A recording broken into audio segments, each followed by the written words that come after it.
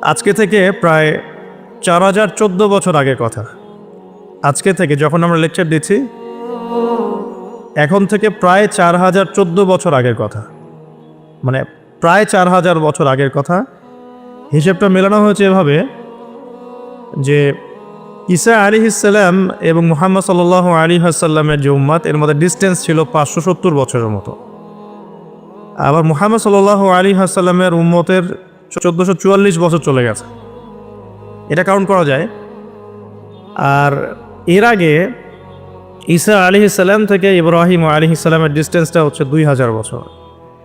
তো এই ক্যালকুলেশন করলে বোঝা যাচ্ছে যে প্রায় 4000 বছর আগের কথা, বা 4014 বছর আগের কথা। গল্প শুনতে আমাদের ভালো লাগে তো নাকি? গল্পের মাধ্যমে অনেক কিছু জানা যায়। আজকে গল্পটা কিন্তু একটু ইউনিক। আজকে থেকে প্রায় 4014 বছর আগের কথা। একটা চমৎকার সভ্যতা ছিল, ঐতিহাসিক সভ্যতা, তার নাম ছিল ব্যাবিলন। এটা ইরাকে ছিল, সেখানে বাবেল নাম একটা শহর ছিল। আমরা অনেকে জানি না যে বর্তমান বাগদাদ হচ্ছে সেই বাবেল নগরী। বর্তমান বাগদাদ হচ্ছে সেই বাবেল নগরী। আর বাবেল সম্পর্কে আল কোরআনে কিন্তু আয়াত আছে। আল কোরআন এমন একটা কিতাব, বিস্ময়কর কিতাব, যেখানে সব কিছুই নাজিল করা হয়েছে। তো আল্লাহ পাক সূরা কাহফে তো বলেছেন, ওয়ালাকাদ সাররাফনা ফি হাযাল কুরআন লিন-নাসি মিন কুল্লি মাসাল। আমি এই কোরআনে মানব জাতির জন্য প্রত্যেকটা বিষয়কেই ব্যাখ্যা করেছি। ওয়া নাযালনা আলাইকাল কিতাবা তিবয়ানান লিকুল্লি শাই। হে নবী, আমি আপনার প্রতি এমন একটা কিতাব নাজিল করেছি যেটা তিবয়ানান লিকুল্লি শাই, প্রত্যেকটা বিষয়কে ব্যাখ্যা করে। এর আহলে কোরআন ভ্রান্ত আকীদার অনুসারী, তারা কিন্তু এই আয়াত থেকে দলিল পেশ করে। কোরআন তো তিবয়ানান লিকুল্লি শাই, প্রত্যেকটা বিষয়ের ব্যাখ্যা। তার নতুন করে হাদিসের কি প্রয়োজন আছে? এটা আমাদের আলোচনার টপিক না, আমরা ওদিকে যাচ্ছি না। তো আল্লাহ পাক কোরআনে কিন্তু বাবেল নগরীর কথা বলেছেন। সূরাতুল বাকারার 101-2 আয়াতগুলোতে আছে। এই বাবেল নগরী তৎকালীন সময় জাদুবিদ্যার একটা আকড়া ছিল আর কি। এর আগে আমরা জানি সুলাইমান আলাইহিস সালামের সময় ওই হারুত আর মারুত দুজন ফেরেশতাকে দিয়ে মানুষকে পরীক্ষা করা হয়েছিল।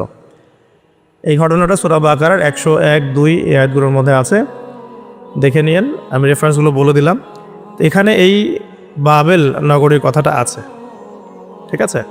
তো এই নগরীতে প্রায় 4014 বছর আগে একটা ফুটফুটে সুন্দর শিশু জন্ম নেয়। দেখতে খুবই সুন্দর, অমায়িক, দেখলেই মানে মন কেড়ে নেওয়ার মতো সুন্দর। এমন কিছু বাচ্চা থাকে কিন্তু দেখলে আদর করতে ইচ্ছা করে, মন কেড়ে নেওয়ার মতো, ইউনিক, সবার চেয়ে আলাদা।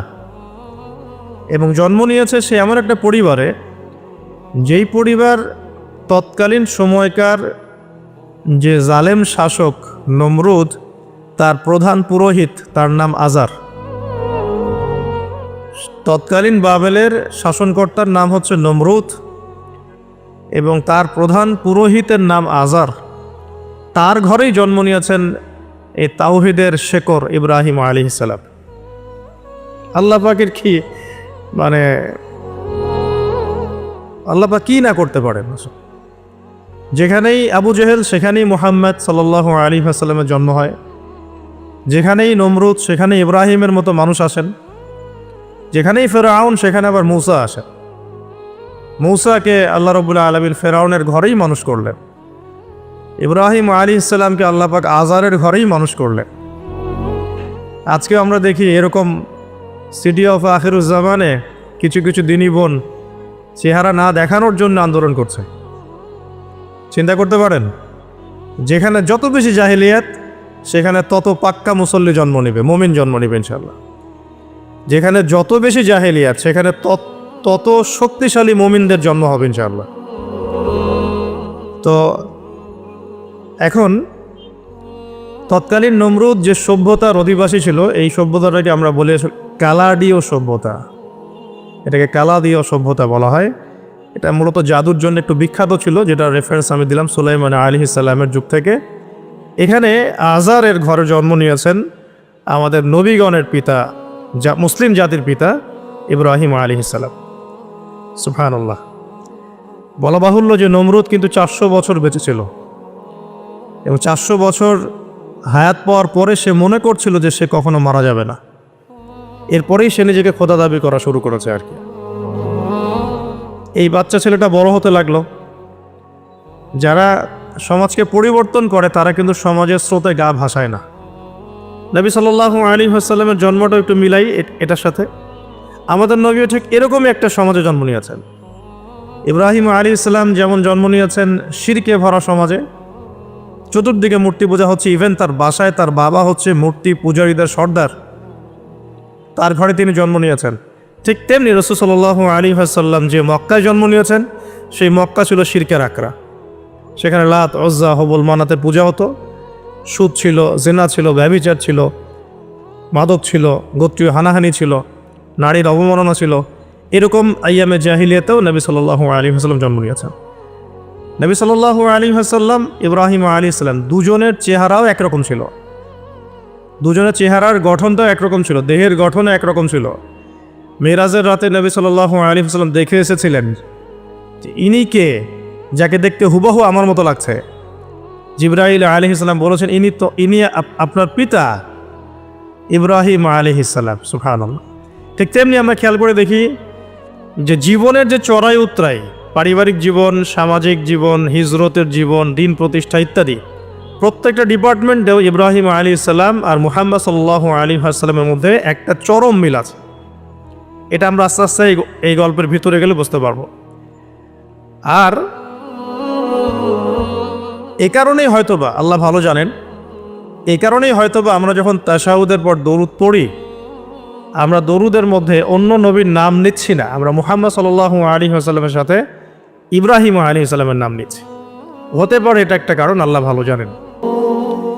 এখন এরকম পরিবেশে বড় হতে লাগলেন ইব্রাহিম আলাইহিস সালাম। আমি একটু আগে বলেছি যারা সমাজকে পরিবর্তন করে তারা কখনো সমাজের জাহিলিয়াতের স্রোতে গা ভাসায় না। মুহাম্মদ সাল্লাল্লাহু আলাইহি ওয়াসাল্লাম সমাজ পরিবর্তন করেছেন আইয়ামে জাহিলিয়াতকে মাত্র 23 বছরের ব্যবধানে, কিন্তু তিনি কিন্তু জাহিলিয়াতের সাথে গা ভাসান নাই। তিনি কখনো সুদ খাননি, তিনি কখনো মূর্তি পূজা করেন নাই, তিনি কখনো কোনো অন্যায় গুনাহ করেন নাই, তিনি কখনো মাদকদ্রব্যের কাছেও যান নাই, কিন্তু সমাজটা ছিল এগুলোতে নিমজ্জিত। ঠিক ইব্রাহিম আলাইহিস সালামের ক্ষেত্রেও সেম। তিনি একজন প্রধান পুরোহিতের ঘরে জন্ম নিয়েও কখনো মূর্তির ধার কাছে যান নাই। বরং একটু যখন বড় হচ্ছেন, একটু বড় বলতে ম্যাচিউরড, আমাদের টিকটক প্রজন্মের মতো না, এরা 20-30 বছর হয়ে গেল ম্যাচিউরড হয় না, বুদ্ধি প্রতিবন্ধী, বিকলাঙ্গ। ইভেন ইদানিং আমাদের মেয়েরা ছেলে হচ্ছে আর কি। আমাদের নারীরা এখন পুরুষত্ব দেখাচ্ছে, আমরা পুরুষেরা ফেসবুকে একটা স্ট্যাটাস দিয়ে ক্ষান্ত হয়ে থাকি। এটুকু আমাদের দায়িত্ব উম্মার প্রতি। আর এখানে আমরা দক্ষতা অর্জন করেছি অনেক। আমরা সবাই কিবোর্ড মুজাহিদ, আমরা এটা মনে করি। এটাই যুদ্ধ, এটাই জিহাদ। আর নারীরা মাঠে যুদ্ধ করছে এখন সম্ভ্রমের জন্য, অধিকারের জন্য ইত্যাদি।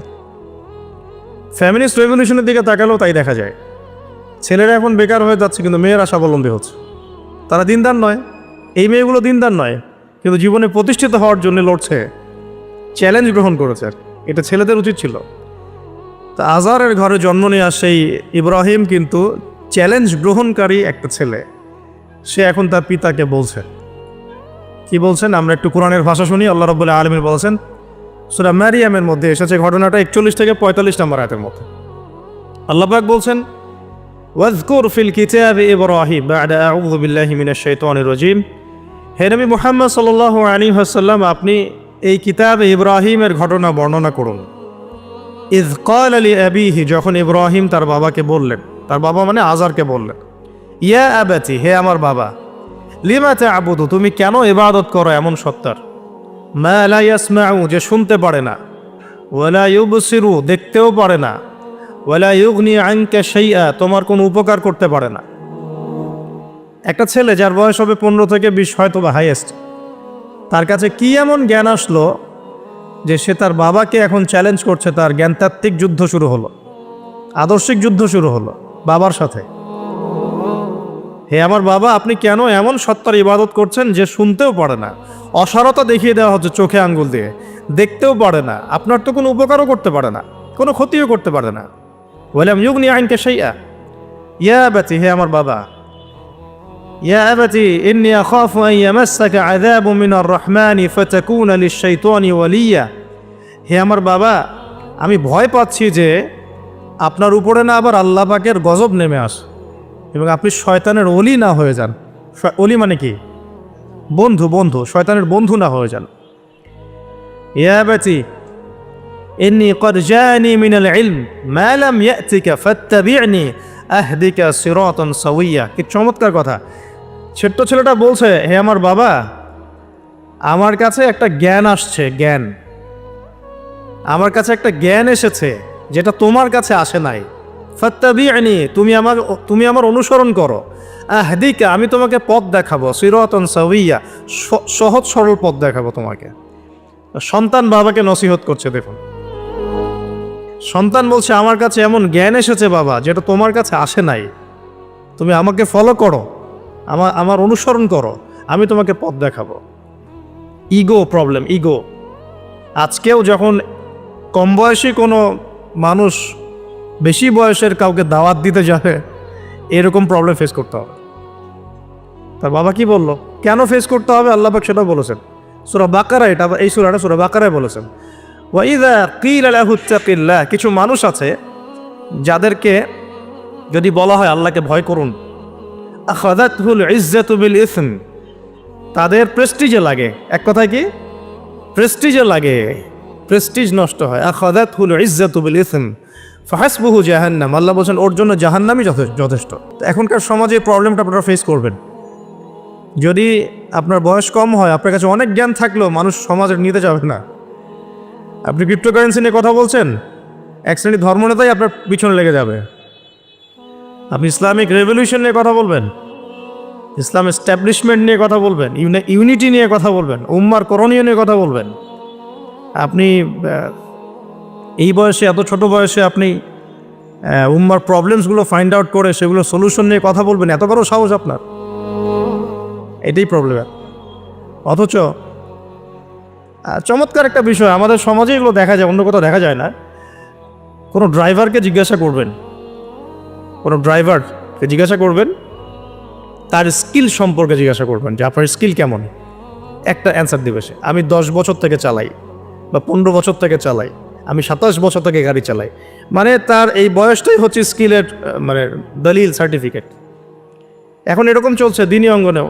আমি 20 বছর থেকে ফতোয়া দিই, আমি 32 বছর থেকে ওয়াজ করি, আমি এই করি, আমি সেই করি। এই যে জাহির করা, আল্লামা তাকি উসমানী দায়ামাত বরাকাতুহু এবং তার যারা ছাত্ররা আছেন সারা উপমহাদেশে, স্পেশালি বাংলাদেশে, তাদের অনেকের সাথে আমি দেখা করেছি। তারা একটা নসিহত সবাই কমনভাবে করেন, দেখি নসিহতটা করেন যে কখনো নিজেকে জাহির করবা না, কখনো নিজেকে জাহির করবা না, তাহলে আল্লাহ তোমার ইলম কেড়ে নিবে।